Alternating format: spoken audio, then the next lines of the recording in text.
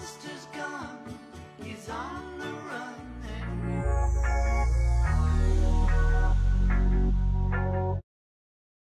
Ibinahagi nga ni Sanjo Marudo ang masayang bonding nila ng kanyang anak na si Sabi. Makikita nga sa short video clip na ibinahagi ni Sanjo na gustong-gustong mag-swimming ng kanyang anak na si Sabi. Matapang na bata pala ang anak ni Sanjo Marudo at Ria at Taide. Makikita ngang hindi natatakot ito na tumalon sa tubig dahil alam niya na naroon ang kanyang daddy Sanjo. Tinuturuan naman ngang maglangoy ni Sanjo itong si Sabi.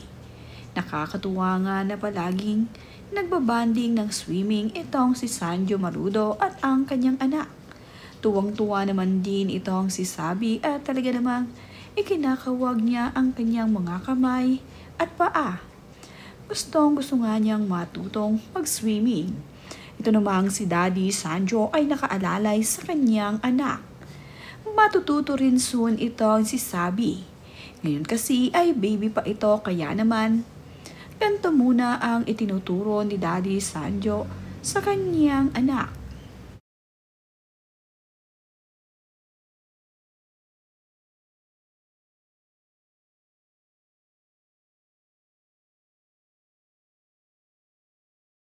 Habang mayroon namang ginagawa itong si Sanjo Marudo, ay nakaisyoso ang kanyang anak na si Sabi. Binubuo nga ni Daddy Sanjo ang bike para dito sa kanilang anak at ito namang si Sabi ay nagdidiwara sa ginagawa ng kanyang Daddy Sanjo. Inuusisa nga niya ang binubuong bike ng kanyang daddy. Ito nga ay sasakyan ni Sabi pag ito ay nabuo na.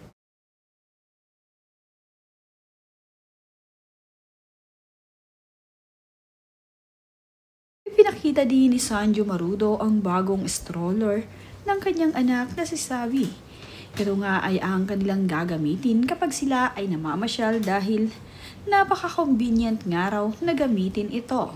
Kaya naman, gustong-gusto ito ni Sanjo Marudo dahil kayang-kaya nga daw niyang bitbitin at madali niyang maisabit sa kanyang balikat ang bagong stroller na gagamitin ni Sabi sa kanilang pamamasyal. Na-try na nga rin ni Sanjo at ni Baby Sabi na gamitin ang stroller. Nakalabas na nga sila at ito nga ang kanilang gamit.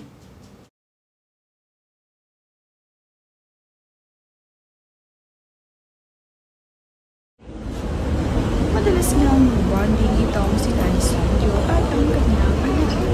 Laging pinalabas ni Sanjo Marudo itong si Sabi kapag wala itong trabaho. Kagaya ng anak. Kasi lang ay susunod. Gusto nga ni Daddy Sanjo na inaalagaan ang kanyang anak kapag siya ay hindi busy.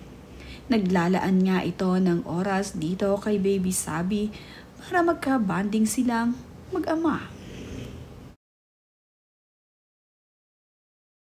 Makikita nga na holding hands pa itong si Daddy Sanjo at itong si Baby Sabi habang sila ay nagduduyan. At kalauna naman ay bumaba itong si Daddy Sanjo upang iswing niyang mabuti ang kanyang anak na si Sabi. Makikita rin na napakalusog ng kanilang anak. Mayroon nga itong bilog na pangangatawan. Kaya naman itong si Daddy Sanjo ay labis na giliw dito sa kanilang anak ni Ria. At kapag nga ito ay nakikita ng kanyang lola Silvia, ay talaga namang pinanggigigilan ang kanilang anak.